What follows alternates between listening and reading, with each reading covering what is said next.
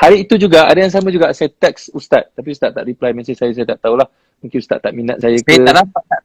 Kalau saya tahu Zizan mesej saya terus saat hantar satu, tiba-tiba saya terdengar dalam video, saya check kat mesej, Zizan ada mesej. Oi, terharu juga kan. Allah Akbar. Tak, itu benda saya tak boleh nak tipu Ustaz. Memang saya betul-betul rasa benda tu. Saya tak boleh nak tipu. Saya kalau tengok video ataupun tengok filem, susah orang nak impress saya sebab kerja saya dalam syuting dah. Kalau saya tengok apa benda pun, saya akan fikir cakap, ini syuting ni, ini skrip ni, ini dibuat-buat ni. Tapi kalau benda tak dibuat-buat, sampai dalam hati saya, insyaAllah benda tu satu benda yang ikhlas, satu benda yang cukup luar biasa. Tapi saya risau juga bila saya tengok Ustaz live dengan Neelofa. Ustaz kata, Ustaz tengok Siti Nurhaliza dalam TV, Ustaz kata kita doakan sayang dia. Tapi bila Ustaz sebut sayang Neelofa, saya risau bini Ustaz je. Dia tak marah ke Ustaz bila Ustaz cakap macam tu? Zizan dengan Neelofa tak ada apa-apa kan? Tak ada Ustaz. Jangan. Saya pun tak ada apa-apa juga. Suka juga, takkanlah tak suka Zan kan? Betul Ustaz. Baik kan? Pula tak suka. Mesti suka kan? Ya betul Ustaz. Tapi saya setia pada yang satu. Ustaz lupa komen. Amboi dia kata. Ada komen kat sini? Sudah. Aduh. Tapi kita setia pada yang satu Zan Betul. Macam Zizan okey. Zizan okey. Zizan? Ya Ustaz. Ustaz dah cuba susu Neelofa Ustaz?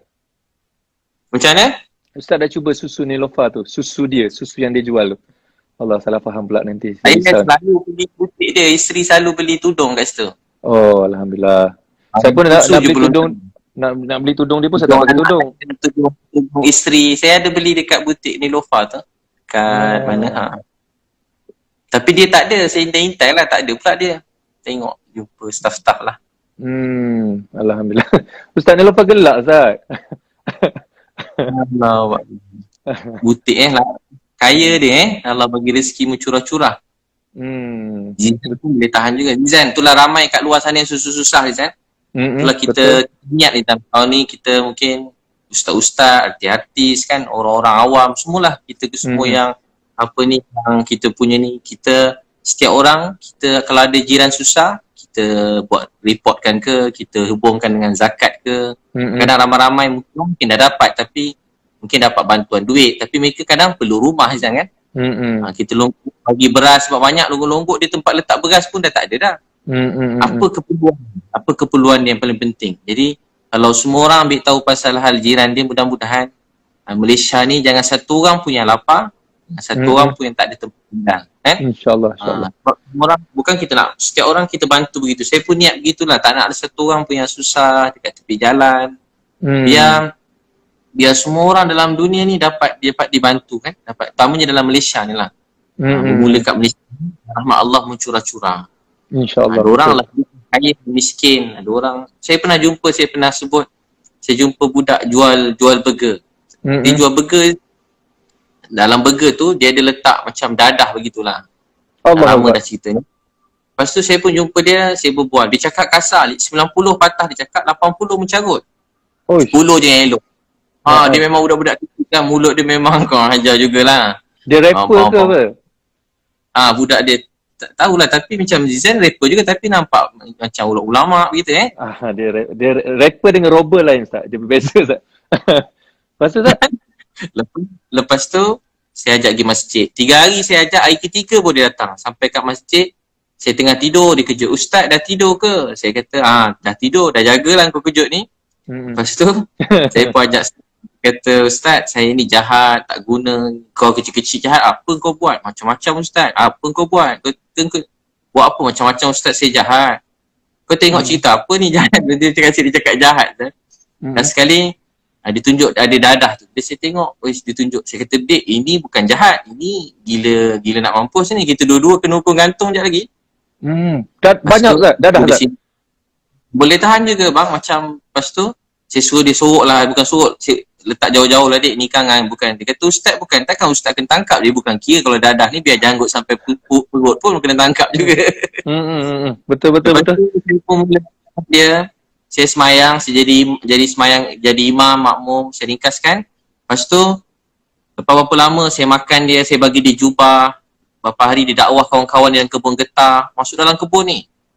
Saya kata bahaya malam-malam ni dik. Tak apa Ustaz, Allah kan ada. Wah, dia pula ceramah saya dah. Oh, cik. Jadi aku ceramah kau pula ceramah aku dah kan. Lepas tu saya pun nak balik KL, dia peluk saya. Ustaz, nak ikut Ustaz balik KL boleh? Saya kata dengan dia, kena tanya, kau tinggal siapa? Dia tinggal dengan nenek. Mak ayah dia dah berpisah, tak tengok-tengok dia. Ramai kat luar sana. Lepas tu saya pun jumpa nenek dia, makcik, saya nak bawa cucu makcik pergi KL. Dia kata tak boleh. Kenapa? Cucu saya ni jahat. Tak adalah makcik dia baik, budak nakal. Bukan nakal Ustaz, dia jahat. Tak adalah makcik yang jahat tu setan. Bukan, dia ni setan sebenarnya, kata nenek dia. Tak adalah makcik baik. Last kali saya ringkaskan sampai KL, saya bawa pergi KL dah Zizan. Dia dah berapa tahun kat KL ni, dia dah hafal 15 juz Quran, 15 juz. Masya Allah. Dia kata apa? Ustaz, dah lama tak tengok Zizan sebab dia degil, jarang-jarang nak tengok. Sekali dia jadi baik, dia peluk saya, dia kata Ustaz, saya dah tak ada mak, saya tak ada ayah, tak ada abang, kakak, adik, saya tak ada siapa-siapa dalam hidup. Saya ada Ustaz je dalam hidup saya. Ustaz, janganlah lupakan saya, dia kata. Saya dah tak ada siapa-siapa saya ada Ustaz je. Saya bila tengok budak tu kan, rasa macam happy sangat, seronok sangat. Masya Allah. Sebab saya percaya semua orang dalam dunia ni boleh bantu kan. Bukan saja duit, juga kita nak bantu jiwa dia. Dia rindu kasih sayang, rindu kebaikan. Walaupun siapa-siapa orang kata maknya ke apa-apa semua kan. Transgender ke kan. Tapi bila kita jumpa kan, baik-baik tu. Baik. Baru cakap nangis, dia orang rindu kebaikan Ustaz ni. Semua jadi kawan-kawan. Alhamdulillah saya buat kursus 50 orang. Saya kata mulai pukul 5, pukul 3 dia orang datang. Masya Allah. Tidak jarang semayang nangis-nangis, tapi semayang dengan masa tu program dengan maknya kan. Transgender, saya jadi imam, dia orang nangis-nangis kuat-kuat. Dengan saya sikit tak boleh tahan nak semayang.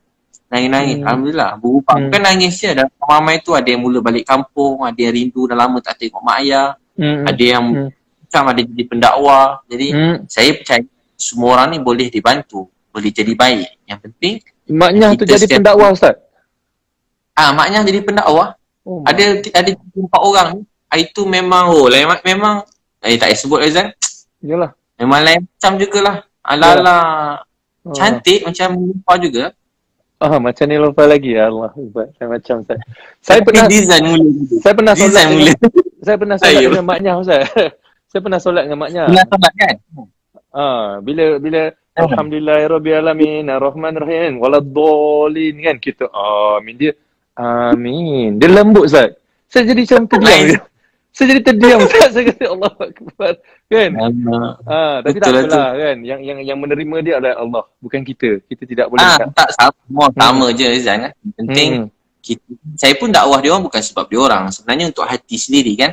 Supaya kita sesayang pada semua orang dan kita menyampaikan kebenaran tu dengan rasa kasih sayang, dengan kebaikan dan kita doa dia. Semua boleh jadi baik, semua boleh berubah. Saya percaya macam tu. Terutama itulah anak-anak kecil-kecil yang tu terbiar banyak, dia dah lama tak ada mak, tak ada ayah, dia orang rindu kan. Betul Ustaz.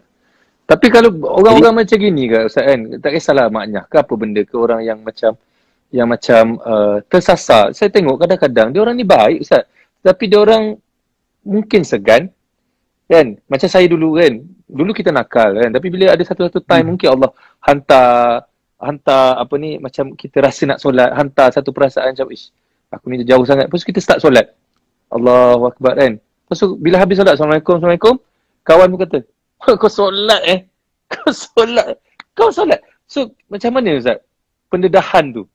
Adakah salah kita atau salah kawan? Saya pun tak tahu apa nak jadi. So pada saya, kita sendiri kena cari inisiatif untuk dekatkan diri dengan orang-orang yang dekat dengan solat, orang-orang yang dekat dengan agama, dekat dengan Quran. Tapi macam mana pula Ustaz punya pengalaman yang Ustaz tengok? Dia perlukan suasana yang baik kan, suasana yang baik. Perlu kawan-kawan yang baik ni. Kita kawan semua orang, tapi ada kawan-kawan yang baik yang memang kita berkawan dengan dia, tiba-tiba teringin nak baca Quran.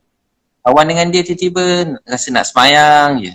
Kawan-kawan yang selalu bina duduk dengan dia, kalau tak semayang tu bukan kita, azan je dengan kita sekali semayang Jumaat. Azan je dengan kita, baca Quran dengan kita macam nak ikut dia baca Quran macam tu. Saya ingat saya kecil-kecil lah, ramai orang yang pendakwah ni, diorang banyak bawa saya. Jadi saya berkawan dengan diorang sampai kita jadi macam kat mana-mana, dekat airport diorang semayang, dekat stesen bas, pergi luar negara, kat mana-mana. Jadi macam dah biasa dah. Semayang atas flight. Dia bila berkawan ni tak payah belajar lama-lama. Kalau belajar macam tu, dia jadi susah kan? Belajar macam mana semayang. Tapi bila kita berterbang ada seorang kawan, dia ni kaki semayang. Kita tengok macam ni semayang, senang je. Tak susah pun. Macam mana, dengan kiblat, dengan wuduk, dengan apa. Rupanya senang je. Barulah kita kat kapal terbang yang kat mana-mana pun semayang. Saya pernah sekali semayang dekat airport, dekat airport Karachi tau Azan. Karachi masa tu umur 19, duduk kat airport. Tiba ada suatu orang perempuan France, cantik. Seksi sikit lah. Lain macam Zat. Lepas tu kita nak cerita pasal perempuan ke pasal nak cerita pasal tu? Pasal dia dua-dua sekali lah dah malam-malam. Tak tahu kenapa design lain sikit cerita dia. Tak apa Zat. Kita lelaki biasa tu. Lepas tu dia pun doa, nampak dia, saya doa, ya Allah bagilah dia hidayah. Tiba-tiba naik kapal terbang, duduk sebelah Zat, duduk sebelah. Sebelah. Ya Allah makbul pula doa. Duduk sebelah dalam kapal terbang. Ustaz doa benda lain, dia duduk sebelah Ustaz. Duduk sebelah. Ya Allah, tu tak apa tu, tasbih tu pegang gitu kan, pakai serban. Pergi bila air tangga serban. Maksud tu umur 19. Tangga serban. Ringan sikit rasa tu. Kepala dia ringan sikit kan. Kalau tangga kopiah lagi ringan. Ustaz 19, Ustaz dah pegang tasbih dah, Ustaz umur 19. Daripada dulu kan muda lagi semangat je kan. Sekarang kurang sikit semangat. Sekarang ni Ustaz umur apa? Sekarang kita lebih kurang kan? Kita sebaya kan? Tak tahu, saya 36 tahun ni. Ustaz berapa? Sama 84 kan? Oi, sama umur kita Ustaz. Sebaya kan? Tapi nampak macam Zizan muda banyak lah. Zizan macam sama lebih kurang. 18. Itulah mungkin ada amalan-amalan. Saya ingat Ustaz muda pada saya. Maknanya Ustaz umur 19, Ustaz pegang tasbih. Umur 36, Ustaz bawa wai suku. Lain macam Ustaz punya kehidupan. Dia jadi tengok. Okey. Berbalik cerita tadi Ustaz. Lepas tu tiba-tiba duduk sebelah, saya pun berbual lah Izan, peramah, duduk sebelah orang cantik, peramah sikit. Berbual. Lepas tu tiba-tiba masuk waktu semayang subuh. Saya pun bangun, saya semayang. Menghadap ke dia sebab kiblat check, ke menghadap ke situ. Allahu Akbar, saya semayang. Dia tengok saya semayang Izan. Tadi saya tengok dia, sekarang dia tengok saya pula. Dia tengok Ustaz pula, okey. Bila dia tengok saya semayang, saya jadi tak apa khusyuk. Tiba-tiba terbaca kuat sikit, tak ikhlas. Bismillahirrahmanirrahim. Saya senyum-senyum baca. Alhamdulillah alamin. Ar-Rahim. Jadi lah baca. Maliki yaumiddin. Sedap jadinya. Assalamualaikum warahmatullahi. Assalamualaikum. Saya senyum-senyum baca beri salam. Lain macam Kalau saya pakai Zaid Mirror, saya tak pusing. Saya tengok Zaid Mirror. Habis dia tanya orang Islam, saya pun dakwah dia sikit-sikit. Jadi cerita saya ringkaskan. Perempuan France dan masuk Islam. Masya Allah. Alhamdulillah ya Allah. Lepas tu kawan-kawan saya kat sana, tak lama dah kawan saya tu minta tolong ajar. Tak lama kahwin dengan kawan saya tu. Ya Allah, kawan saya tu boleh tahan juga. Orang suruh ajar agama, dia kahwin pula Izan. Kalau orang tanya, dia bukan ajar tu. Ikhlas dakwah kurang ikhlas sikit. Yang tu kurang ikhlas sikit dakwah tu. Dia bukan ajar, dia kurang ajar Ustaz. Dia makan seorang. Gitu ajar semayang kan, dia ajar je. Jadi wife dia lah sekarang ni Ustaz. Masya-Allah. Jadi tahu tak Izan, banyak orang-orang yang bila kita walaupun cuma semayang kan, dia tengok dia rasa tenang, dia rasa bahagia. Ini kan pula kalau kita bersedekah Izan. Selalu orang kait orang Islam ni pada dulu kan tak tahu, mungkin orang selalu kait Islam ni teroris, yang tak baik. Pada dulu-dulu kan orang takut kan kalau tengok pakai kopiah-kopiah, janggut-janggut kat mana-mana, kat luar negara kan. Tapi apa yang kita nak perlu kedepankan dengan media yang ada sekarang, antara yang paling besar ialah kasih sayang. Bukan soal duit berapa ringgit kita beri, tapi soal kita ambil berat pasal mereka tu kan. Selalu apa benda tak, orang tua-tua kan, people don't care how much you know until they know how much you care. Begitu bunyi. Macam tu Ustaz. Macam ambil berat sangat, tapi rupanya tak ada rasa kasih sayang, tak ada rasa tak nak ambil. Kita tunjuk rasa ambil berat pada mereka. Yalah. Betul. Satu lagi saya salute Ustaz. Ustaz ni tak tak ada dendam dengan orang. Orang buat macam mana pun Ustaz okey. Orang buat apa pun Ustaz tenang. Ustaz maafkan. Macam mana Ustaz nak create perasaan tu Ustaz? Setengah orang susah tau. Bila dia kata musuh, dia musuh lah orang tu. Tapi kalau Ustaz ni kalau kata musuh, Ustaz doa supaya musuh tu okey.